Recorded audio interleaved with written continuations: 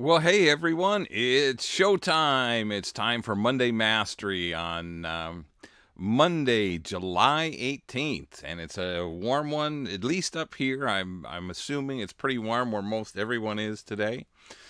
And heat index reached 100 degrees here today. So, not hey Addie, thanks for joining in. Glad to see you're here. And so it's been a little bit toasty running around today. Anyway, but that's okay. You guys are suffering from more heat than I am, so I'm pretty blessed. So, anyway, let's talk about our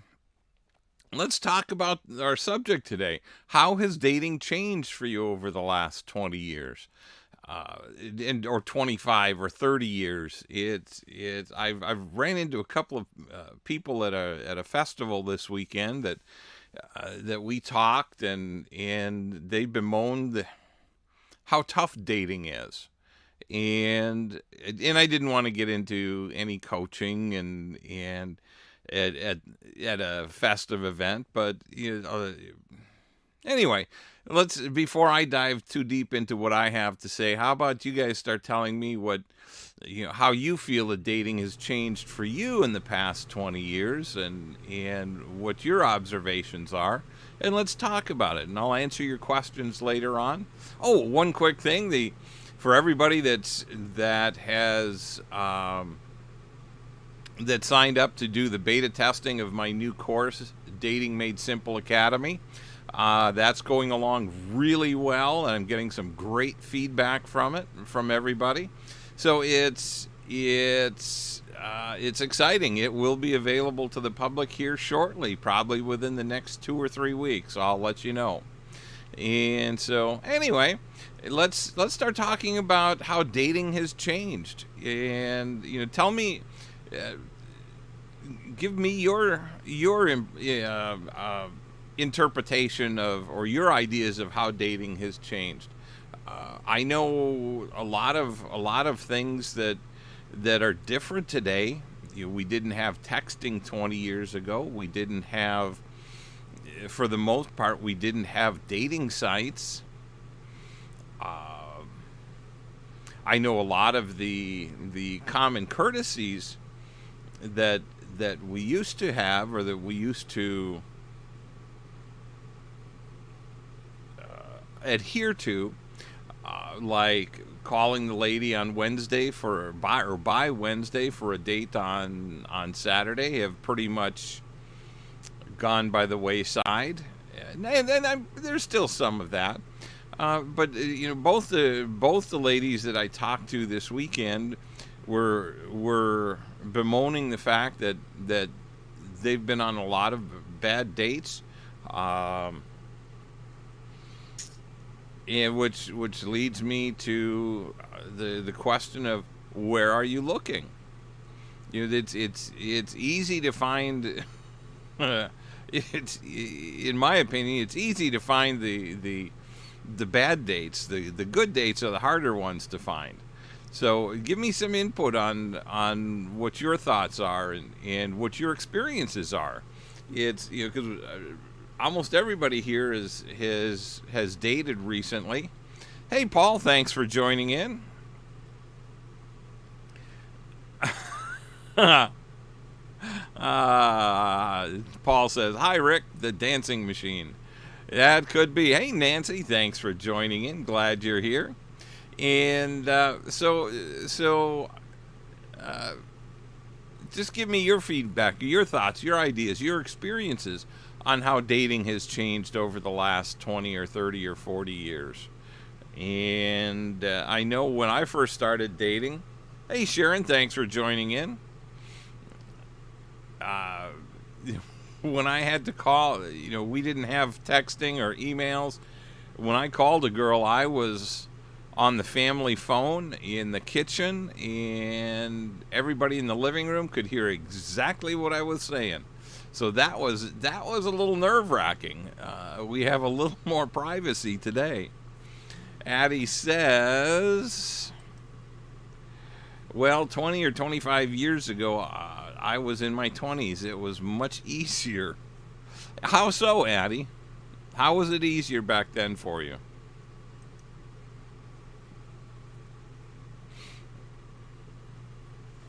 So there's, and anybody else, please drop your feedback. How has dating changed for you? Is it easier today? Is it harder today? Is it about the same for you?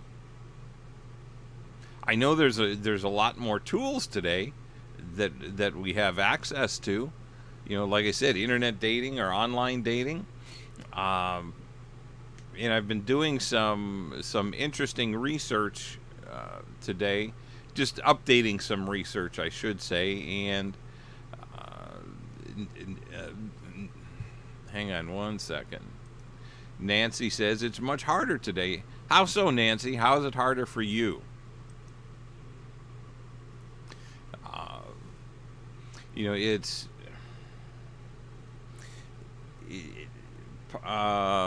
hey, Andrea, thanks for joining in.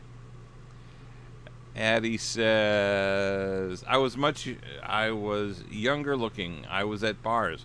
Friends were single, and I had single friends. It made it easier to meet other singles. That's a great observation, because a lot, what happens is as we get married, and all of our friends get married, and pretty soon our circle of friends has all changed from single to married. And then once you get divorced or become widowed, then it's hard to hang around your married friends. Not that you want to get rid of your married friends or not do things with them, but it can be awkward at times because you feel like the third wheel. And so that's why it's so important to, when you're ready, start developing another circle or new circles of single friends. And I got to turn my phone over here because it keeps popping up that you guys are saying hi.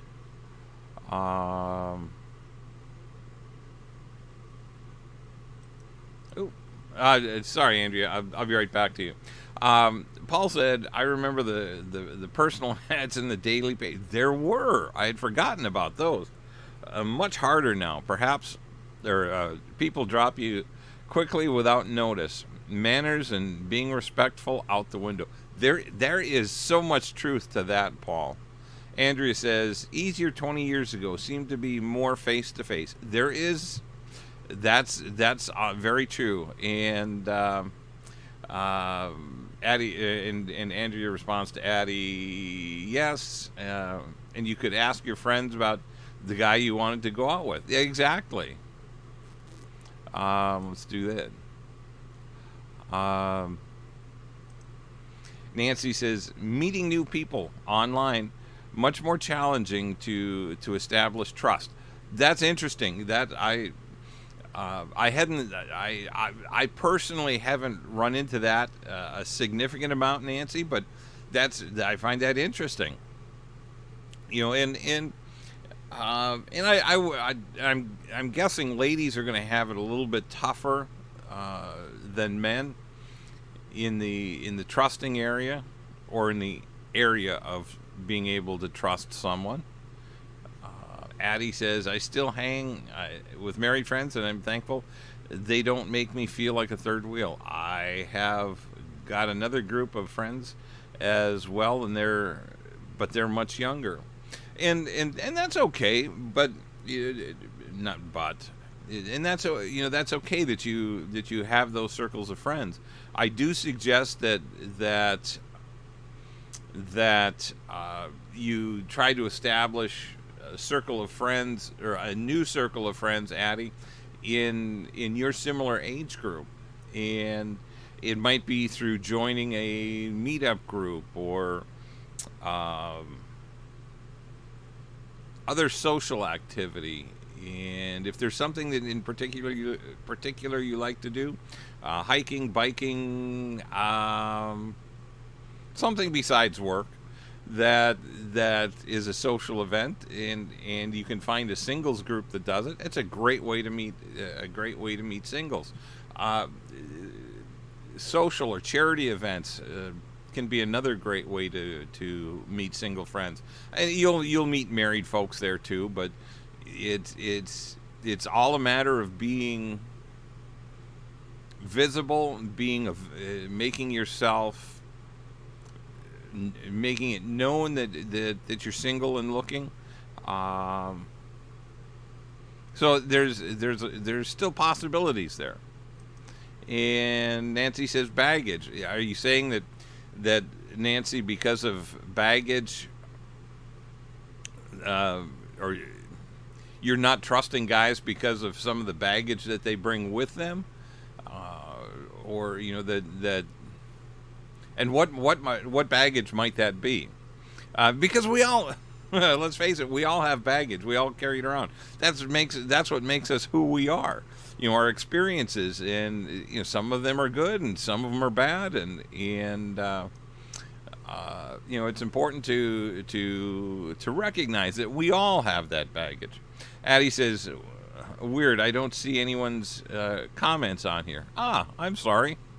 The only thing I can say, Addie, is potentially to log out and log back in, and just to see if there's something in your connection that has things a little jumbled up. Because I noticed when you had made comment, when you had said hello, that you weren't even showing up as a viewer yet. So there could be some time lag in stuff here. So it might be a fluky connection. So anyway, Nancy, if you'd share, what kind of baggage might cause you trust issues, I'd love to hear that. And so, Paul brought up a. I'm just scrolling back here. And let's see. I want to ask you this, Paul. Do you find online dating harder than the newspaper ads?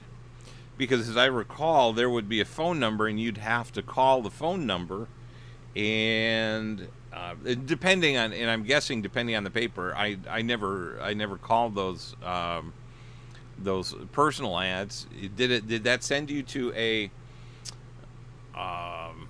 kind of a switchboard where they take a message and send it to the person you were calling, or did they give you a direct number to, or did they link you directly to somebody else's number? I'm curious about that. But and did you find that easier to do, to just to pick up the phone and call someone versus starting online and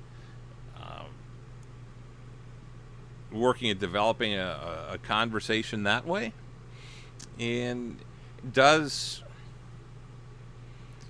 the difference between newspaper classifieds or personals not having a picture, does that impact how you see dating today, where most online profiles have pictures? And so how are you guys looking at, or Paul, how are you looking at that? Is that part of the harder part, is having to have a picture up, or did you find it easier to connect to somebody that there was no picture? So it's just food for thought, because I think most people want to see who they're connecting with, and how they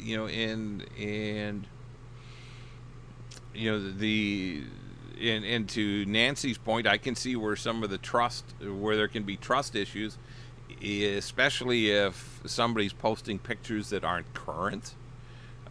There could be, They could be lying in their profile about height, weight, age. It could be any number of things. So there's so let me know what's going on in what's going on with you guys and what you're thinking. Maybe we've just got a weird connection here since Addie was saying she couldn't see anybody's comments. I'm not sure how many of you are actually commenting, and I'm not seeing them. So if somebody could type in the word baggage besides Nancy, let's see who can still talk with me. Oh, Addie's back with baggage. Okay. So a couple of you are seeing me. So awesome. Who else? Come on, can't only be Addie. The other thing that was great this weekend, I learned a couple of my friends from up here actually watch every week. Hey, there you go, Andrea. Thank you. A couple of friends of mine watch me on a regular basis, and it's nice to know that even though they don't chime in, that they're watching. And Paul says pictures are good and bad. Pictures give you an idea what they look like, but sometimes you base your interest more on looks and not on the person's traits. There is a lot of truth to that, and unfortunately, especially for guys, it's virtually for everyone. First impressions are based on looks, and so I understand where it's a double-edged sword. Addie says, "That's what I'm saying." I can't. Okay, that can only see her or what she's writing. Well, I'll share everybody's. Can you see? I'm assuming you can see what I share on the screen. Nancy says, dating in teens is a whole different world than now at 68. Marriage, career, children, etc. Now empty nest for most. Retirement, life experiences, good and bad. To navigate can be overwhelming, especially trying to find an extraordinary mate. It does, Nancy. It can be overwhelming, but the key is to not let it overwhelm you. When you start feeling that overwhelm, it's time to step back and just reevaluate and figure out why you're feeling overwhelmed. A lot of it, I feel a lot of times when I'm feeling overwhelmed, it's because I'm trying to do too much. And it's trying to be in too many places at one time, trying to talk to too many people at one time. But that's me. Some people are just fine talking to 4, 5, 6, 7 people, 8 people at a time. And then sorting things out from there. I can't keep that amount of information straight. And I do you think, Nancy, that in your teens you didn't have because you didn't have the experiences you have now, that it was easier to just date and go on a date?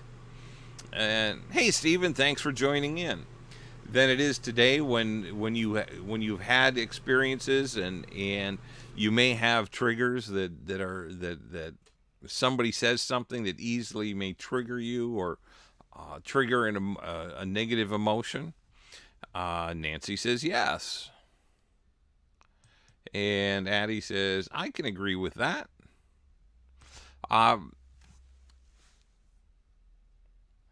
So there's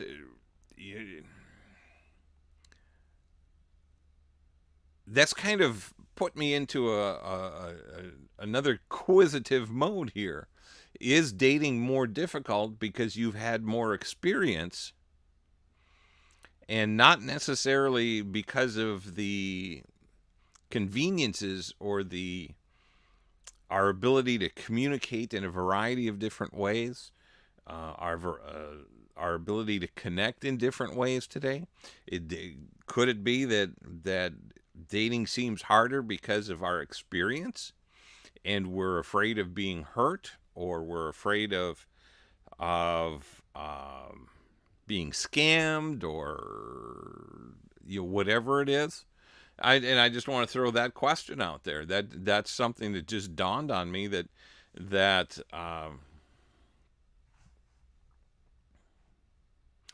it just dawned on me based on Nancy's comments. Steven says the longer I'm single, it does make one more self-sufficient. I totally agree with that, Steven, and you and I've talked personally a couple of times, and for me personally, when I find someone to date, and I mean it's someone that's not a one and done, or in and out of my life in 30 days or less. When I find somebody that I can date for a period of time, I find that at least for me, and I don't know, you guys chime in here, that I tend to be more comfortable with somebody that has gotten into similar routines that I do. It doesn't mean that I can't adjust my routine to meet theirs, and vice versa. But it's the last person I dated made the comment that it just seemed so easy, and that we seemed to be similarly set in our ways. And Paul says, dating is hard to me because of my location, and many women won't consider a long distance relationship. I understand that. And Paul, would you ever move? Would you be open to moving? Just a question in there. Just give me a shout back. Stephen says, however, I have become closer to God, which makes my decision easier. Awesome. Paul says yes, he would be open to moving. And I think in today's world,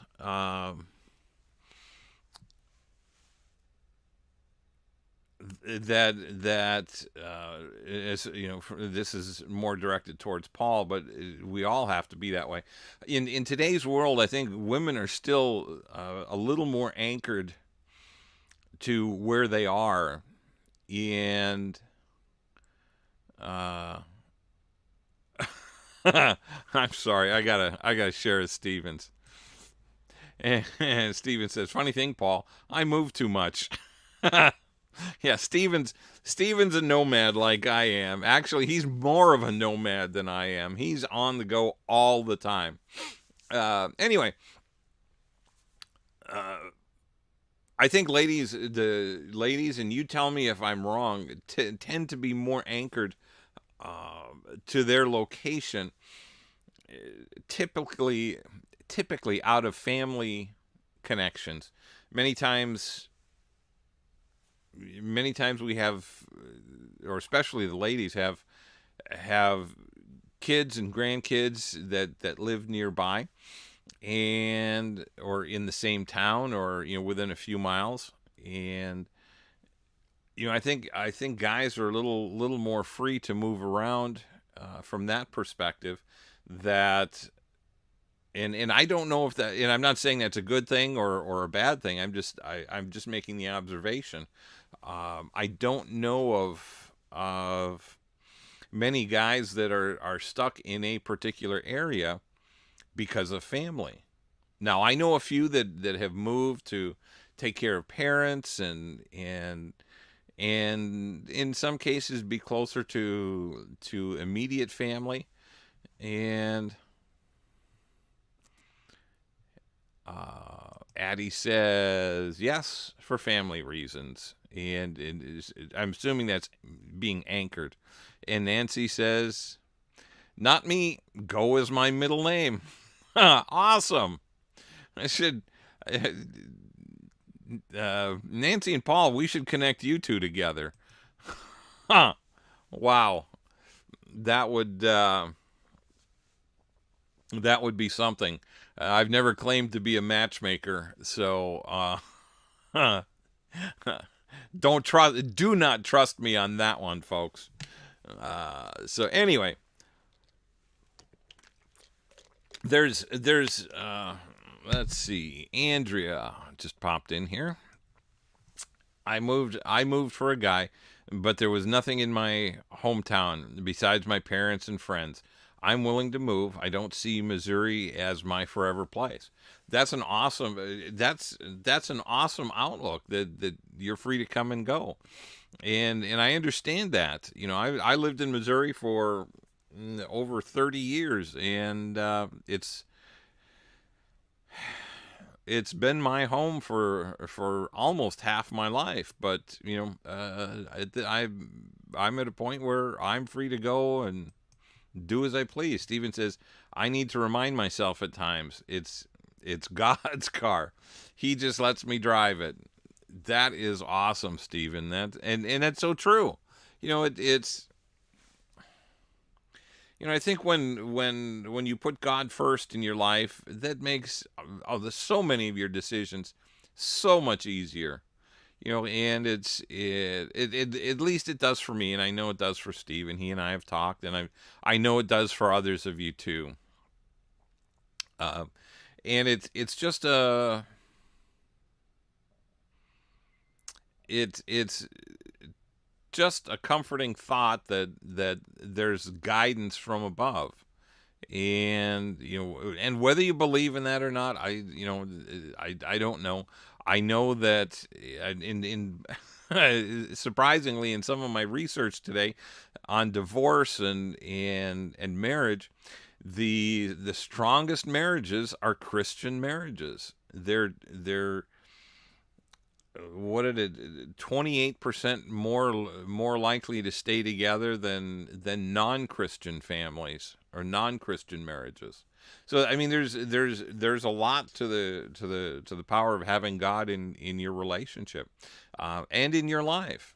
So it's it's hard to argue with that, but you have to be actively in that position, and in putting God first. And I find that the older I get, the more I let Him take control. I stop trying to take control of my life, and still the hard part when you turn something over to Him. It's I still struggle with taking it with the problems back. Yeah, it's kind of our human nature, but I fully agree, Stephen. I think that's an awesome observation. And when you put God first, He will bring the right one to you. Sometimes you might just need to slow down just a little bit to let them catch up to you. Hey, Jill, thanks for joining in. Glad you're here. And Nancy says, I do have faith and put my trust in Him. Awesome. Paul says, absolutely, the Lord is in control. He's driving, and he wants me to enjoy the scenery. Awesome. I love that. And yeah, that's this conversation is kind of drifted down a different road, and I'm really enjoying it. So I'm glad you guys are bringing this stuff up. So it's I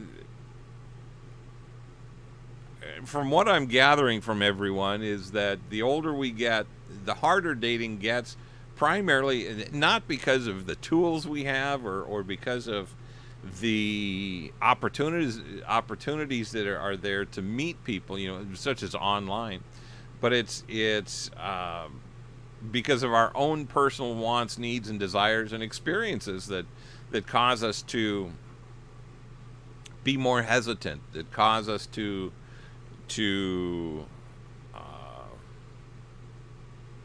I don't want to say be judgmental or be too quick to judge, but that brings up an interesting thought. Does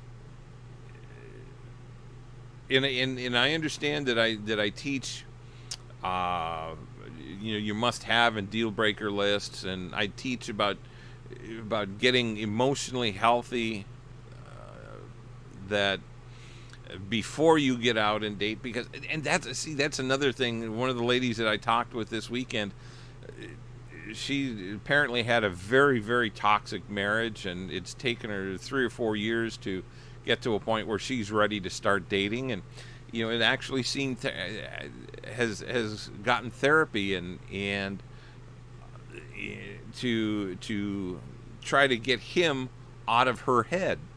And that can be a real struggle if somebody's been very abusive and run you down, especially a narcissistic type relationship where they belittle you. And I just talked to a dear friend who's just walking out of a marriage that she tried to save, and it was just so totally abusive. And I had warned her that if she went back, and this is like 5 or 6 years ago, that if she went back, she was going to be abused again, and not so much physically, but mentally and emotionally. Hey, Phyllis, thanks for joining in. Phyllis says, so where do others meet people they date? How successful has the use of dating sites been? Phyllis, that's a great question, and dating sites claim that it varies on which site you're talking about and which statistics you're looking at, but they vary from anywhere from 20% to 39% of current relationships have started online. And it's a relatively easy way to dip your toes in the water, see who's out there, see who's reasonably close, and to just check out the dating scene, so to speak. And it's easy enough to shut it all down. And one of the things, if you've never done online dating, it can be totally overwhelming the first month that you're online. And I say a month because you can get inundated with emails or messages because you're the new person on the site, and it becomes literally overwhelming. So if you're new to online dating, I encourage you to never spend more than 30 to 60 minutes a day on it. That's it, because you'll very quickly become overwhelmed otherwise, and you'll end up with shopper's fatigue. And shopper's fatigue, is when you go out shopping all day, by the end of the day, you're still in the stores and you're trying things on, looking at things on the rack, and nothing looks good because you're tired, you're getting hungry, and you've been at it all day. At least for most women. Guys are kind of a little different that way, but not much. We get tired a lot sooner, in general. So it's one of the other places. Phyllis, I don't know if you're still working, but the workforce or the workplace is another great place where there was a human resource company that did research on this, and they discovered that about 40% of relationships start in the workplace, or just under 38 or 39%. So it's almost identical to online dating. So if those statistics hold true, that's where 80% of relationships start. And it doesn't necessarily mean you need to date a coworker. It could be somebody that's a customer, could be somebody that's a vendor, any number of different aspects there. It could be a coworker, but somebody in another department. You just have to be very careful about how that works. But another great place are social groups like Meetup and any other social group that gets together for a specific reason, like hiking, biking, photography, sailing, skiing, music, wine tasting, any group like that, that's, and especially if they cater to singles or specifically to singles, that's a great place to start connecting. And you don't want to join these groups to specifically find someone to date. You quickly become the pariah, or the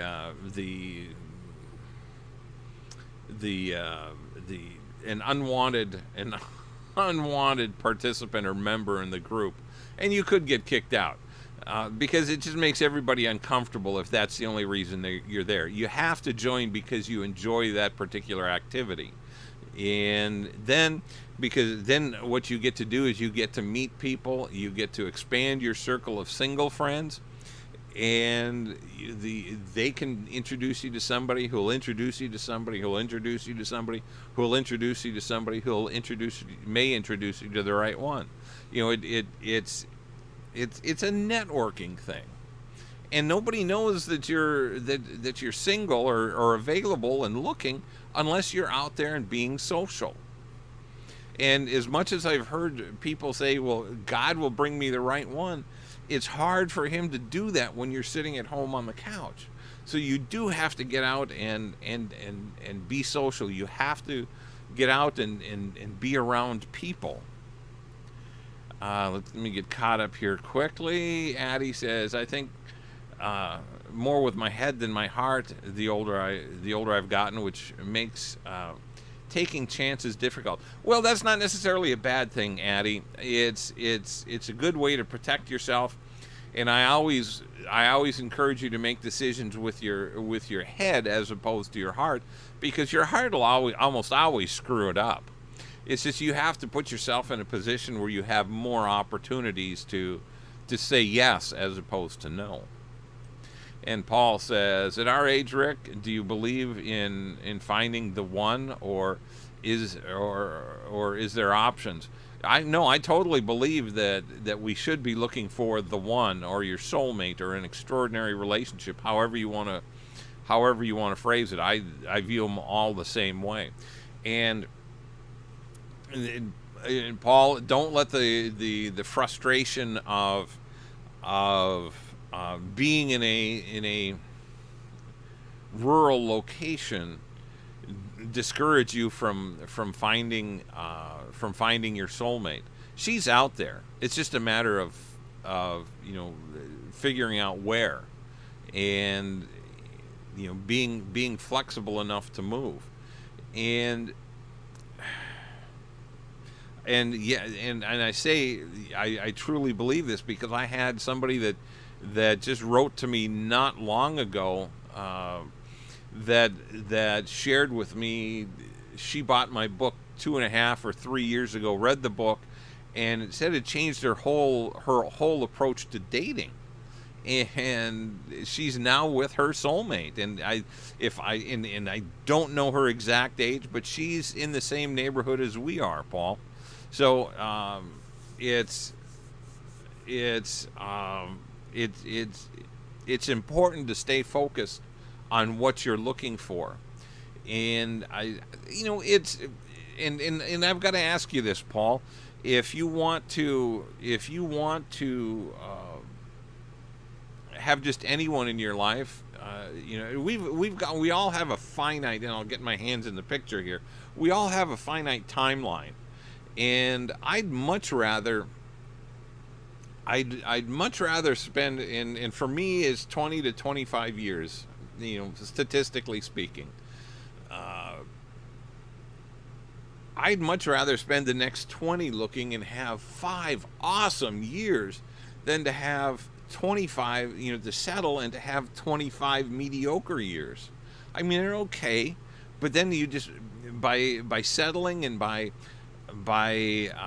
accepting someone less than what you absolutely want,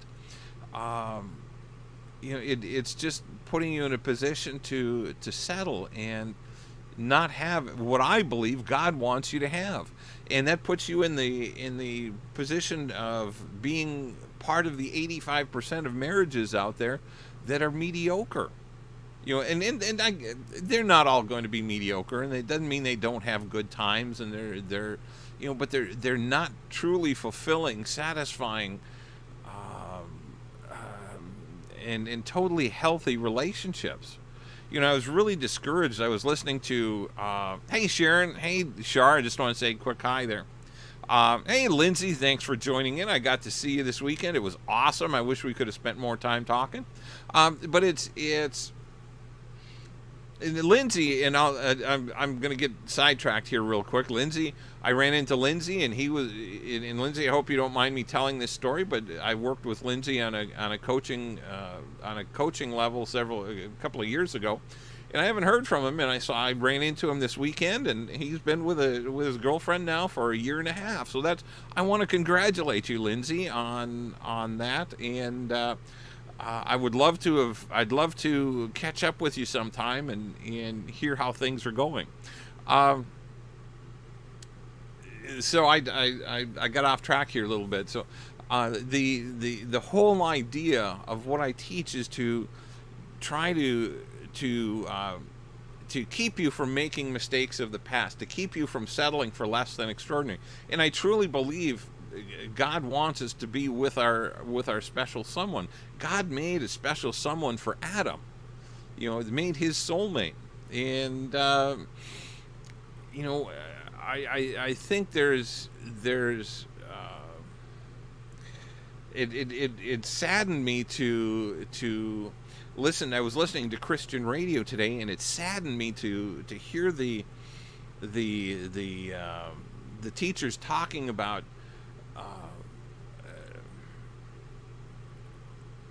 saving marriages, and I don't want this to come out wrong. I'm not about getting divorced and going out and finding somebody new just because you're not happy or things aren't working right now. We're all going to go through those times, whether you're with your soulmate or not. But what I am saying is that so many people don't wait. They dive into a relationship either before they're ready, before they know the person, and they end up just basically unhappy for so many years. I know when I was married, and I made a decision based on my heart as opposed to my head, and we ended up divorced. So what I'm trying to do is to get you all to think about this, think through these things, and be more intentional about your dating, because most people don't date intentionally. They date they kind of have a let's test the waters type of approach. Well, we'll try someone over here. We'll try someone over here, and just they don't have a good clear picture, a good clear idea of what they want in a relationship, and they don't know. And I keep saying this.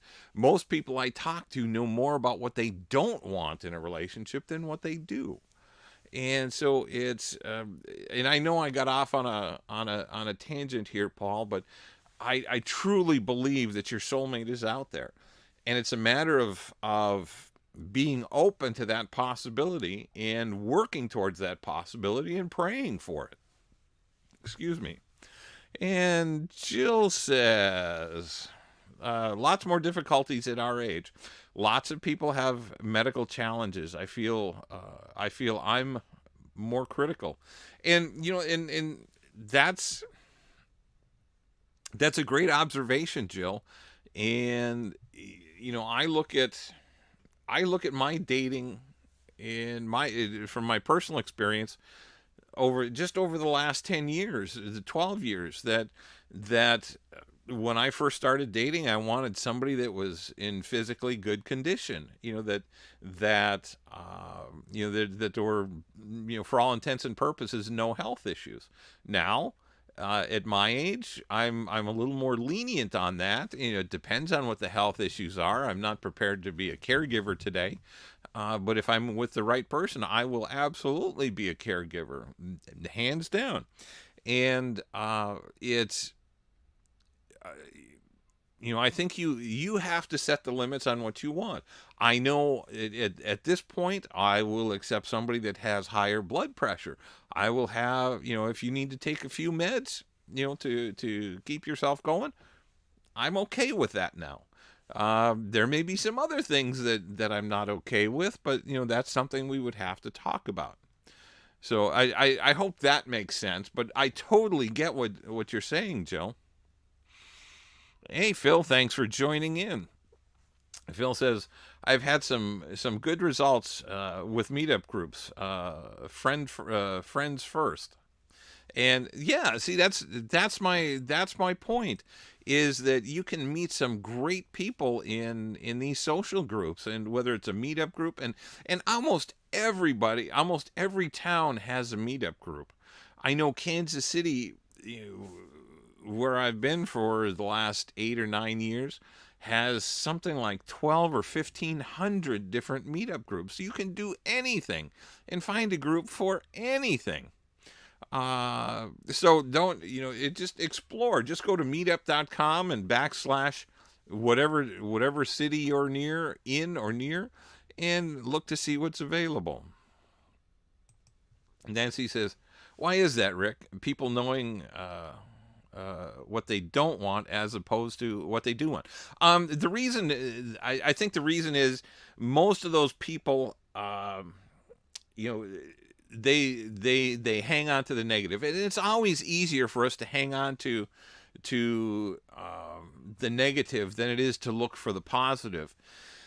And a lot of those people that I talk to, and it's I take that, I was going to say they're reasonably new out of their divorce, or I guess out of their marriage, and new to their divorce, where you're focused on all the problems that you had in that marriage.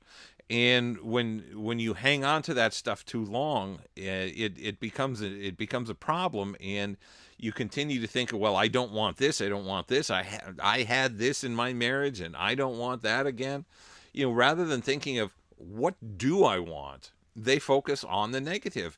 And like I've said time and time again, when you focus on the negative, I think it's called the reticular activating system in our brains. When you focus on something, that's what you continually find. When you continually focus on the negative things that you don't want, well, guess what you're going to spot right away? The negative things. And then that can lead back to what I talked about earlier, that we have bad experiences dating. Where are you looking? What are you focusing on?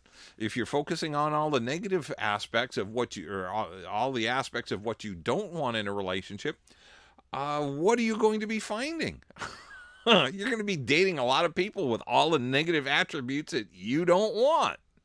So that's why it's so important to develop your must-have list and your deal-breaker list. But your must-have list should be much longer than your deal-breaker list. If you have a long deal breaker list, then you need to start looking, and this is part of what we talked about not too long ago in my course. We have a whole section on creating your must-have and deal breaker lists and what you bring to the table, and a couple of other things. It's a whole module on this stuff, and it's so important to it's so important to gain clarity on what's important to you. And if you have a long deal breaker list or a long list of negative stuff, so you're going to learn how to flip some of those things over to the positive and make those must-haves. I don't want to date a smoker. Well, what's the first thing you start finding? The people that you might be interested in, they're smokers. Well, you flip that around to must be smoke free. And I've told this story a number of times that I was dating a woman. We dated for a week. And we were going through my must-have list, and I got to the last item, must be smoke-free. And she said, looked at me and she said, what kind of smoke? And we both cried and said, yeah, we're not going any farther, because she smoked pot. And that's not something I want in my life. So, it's, you can do a lot to change those negatives into a positive, and it takes a little practice, but it can be done. And Stephen says, for me, I know what I want. I know my boundaries and morals. Think forward to thrive. Absolutely. And I like that word that you used, your boundaries, because that's what we talk about in the courses. Your must-haves and your deal breakers. Set your boundaries. And if you find somebody that's trying to chip away, say, oh well, you really don't, I know I don't have that, but you really need to date me anyway.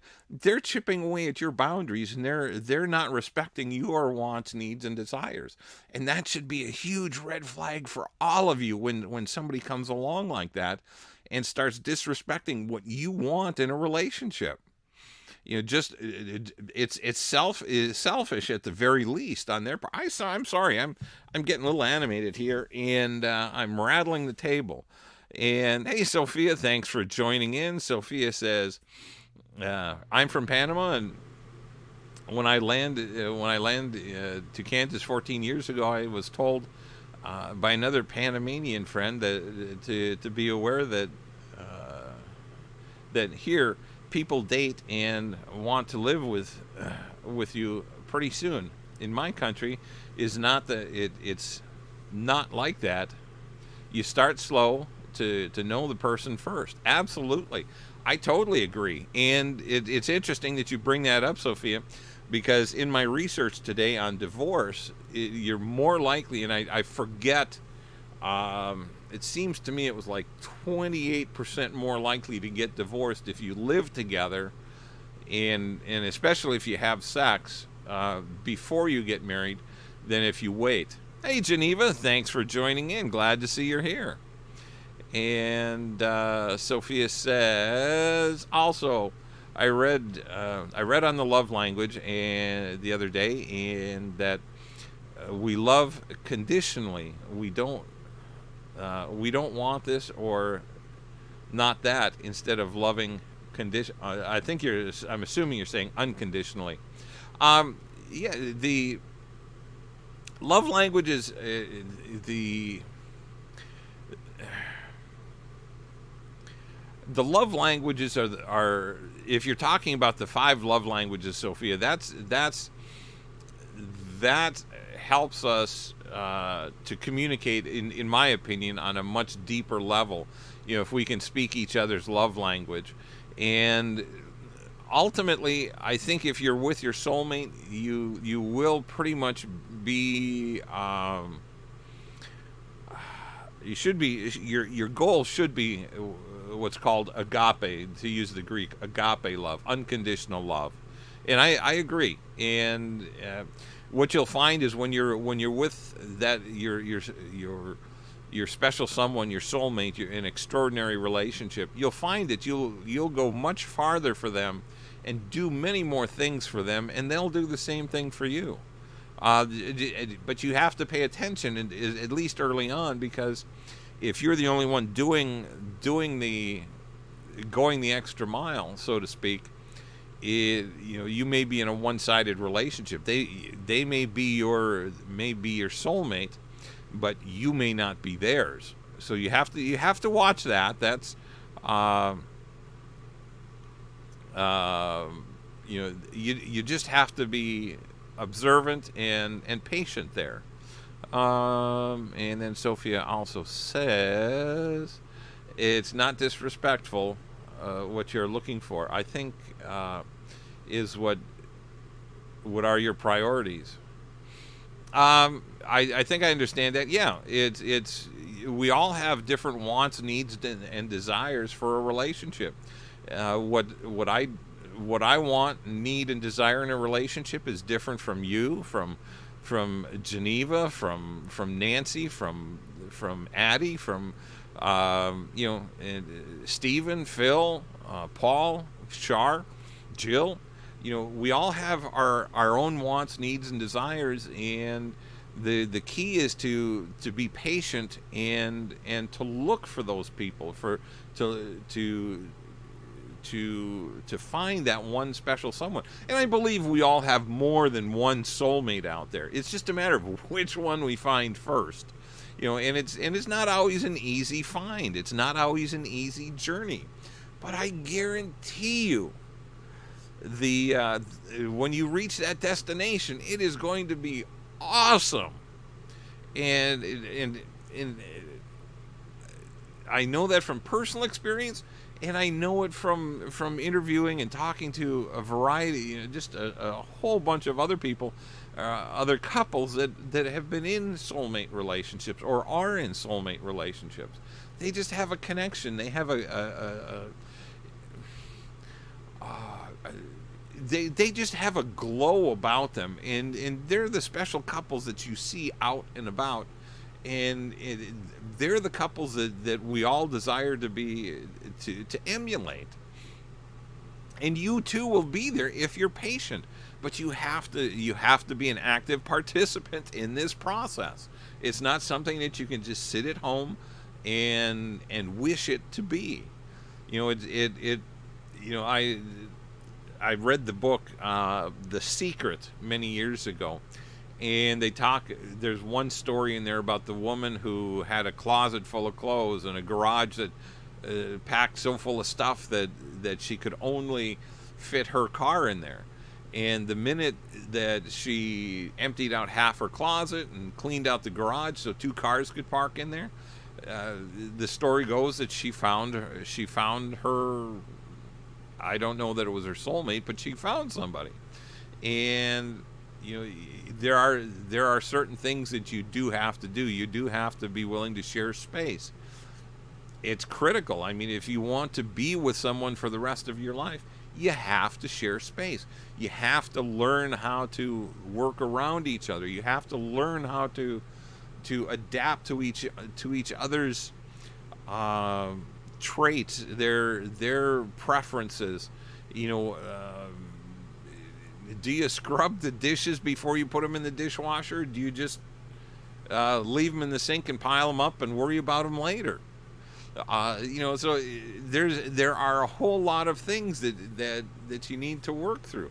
Do you share when you and I'm going to say when you're married? It's about sharing vanity space, sharing space in the bathroom. And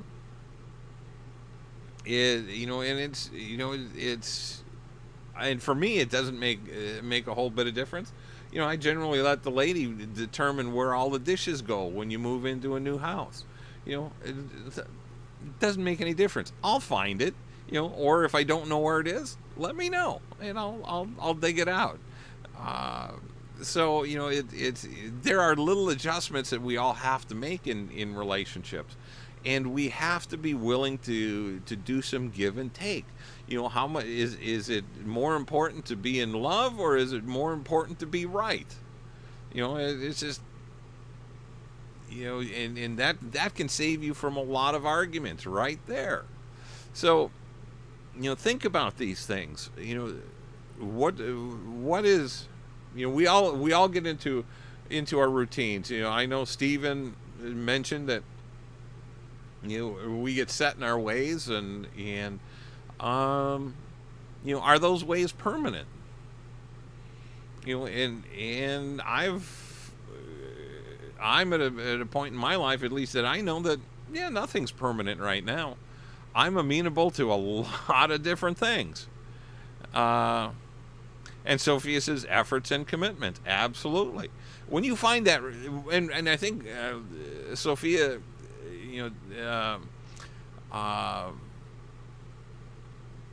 when you're with the right person, the efforts and the commitment come so much more easily. I truly believe that.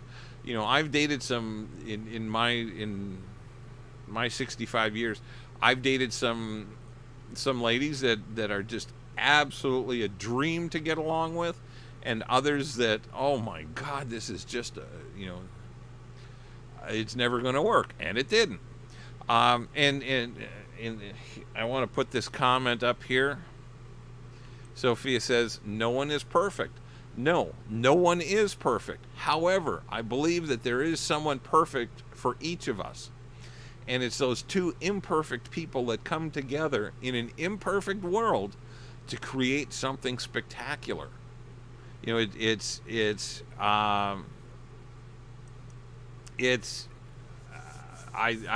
think that is an act of God. When the two of you come together, it's going to be incredible.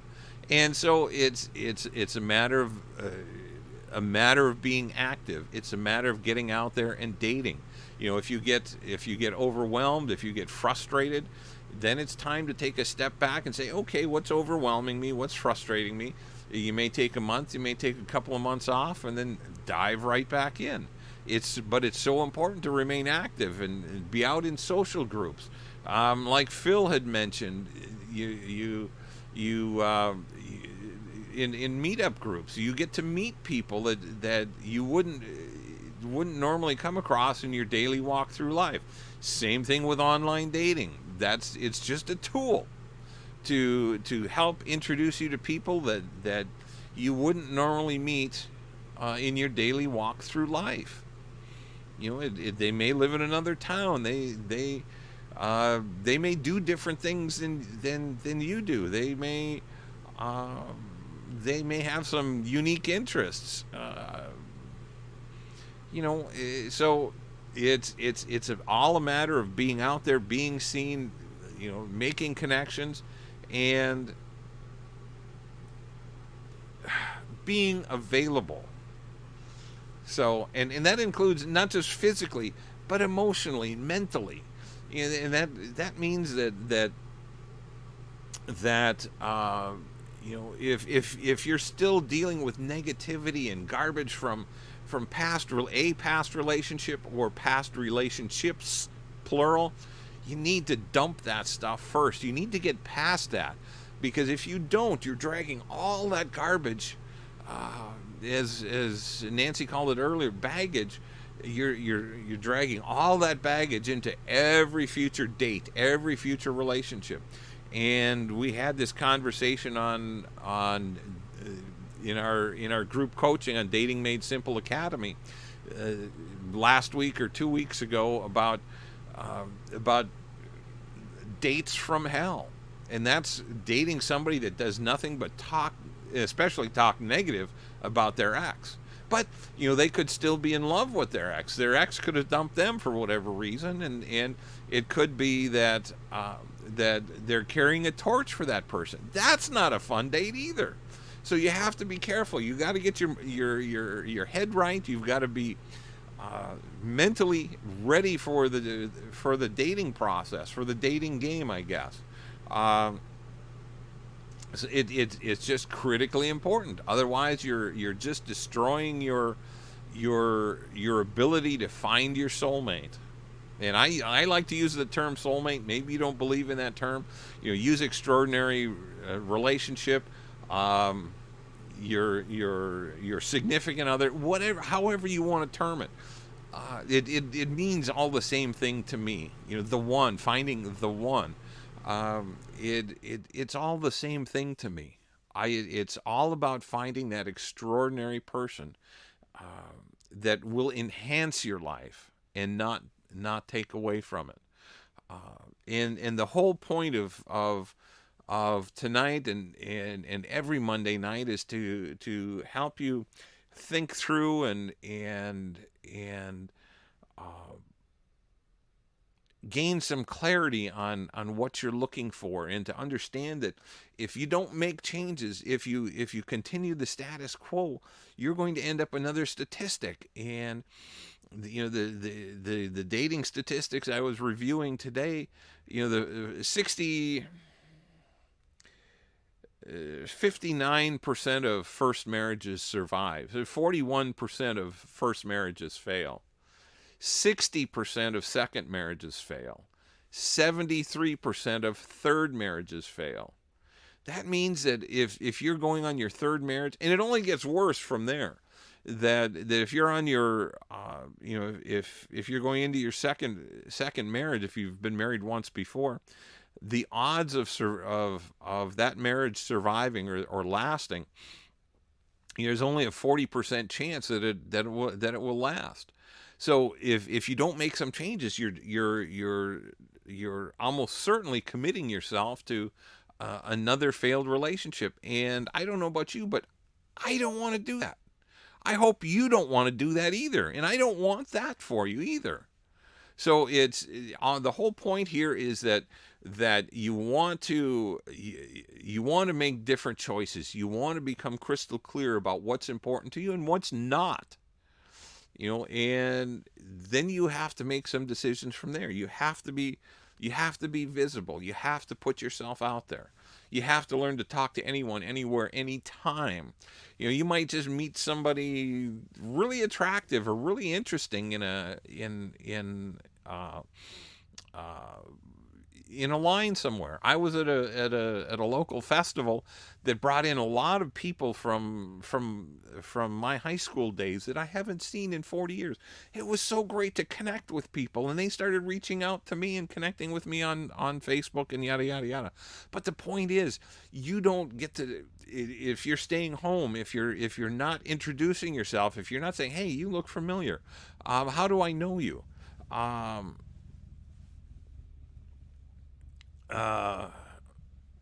on one second. I'm going to bring this up here. Nancy says, "Whew. Speaking of negativity, those statistics are depressing." Well, they are. If you're not going to learn, if you're not going to make changes in how you approach dating, dating has changed, and odds are we didn't learn how to date from our parents. Odds are that most of us came from dysfunctional families, and unless we're willing to make changes and figure out more of what works than continually repeating the process that doesn't, we become those statistics. And people give me a hard time that I've been divorced for 12 years. Well, it's because I'm following my own advice. I'm not settling for less than extraordinary. And like I said earlier, I'd rather spend my last 20 of my 25 years searching for that extraordinary mate, and the last 5 in sheer heaven. So anyway, with that, we're a little bit long, so I appreciate everybody being here. I'll catch this one last. Sophia, you're the last one here real quick. And Sophia says, you talk about that some people are bringing baggage from the past that some mess up to meet a good woman or man. Absolutely. When you carry a negative attitude, when you carry hostility or anger or problems, or even if you're pining about a past relationship, that you're still so in love with that person, I'm going to catch this real quick, but people that have had bad relationships tend to carry that negativity forward, and you have to be over that before you really can date successfully. Awesome, Lindsay. I appreciate it. Lisa, I'd like to meet you someday. Lindsay says, thanks, Rick. Lisa and I listened together today. I'm impressed. Thank you. And that's great to hear. So, Lisa, I want to meet you someday. You gotta talk to Lindsay to at least bring her up to Ironwood. So I'll meet you there, or bring her up and we'll go sailing. So anyway, guys, I appreciate all the input. The comments were great. Thank you all for tuning in today. And I hope you have a great and blessed week. Let's meet again next Monday for Monday Mastery. And watch for Dating Made Simple Academy. That's coming soon. You can actually check it out at datingmadesimple.net and check it out. It's a new course, and it's all designed to be a comprehensive a look at getting you to make changes, getting you to look at dating from a different perspective, getting you to uh, preventing you or trying to help you keep from making the mistakes you've made in the past, teaching you how to spot red flags sooner. So anyway, enough about that. I hope you guys have a great and blessed week. I'll see you all next week, and I love you guys. Thanks for tuning in.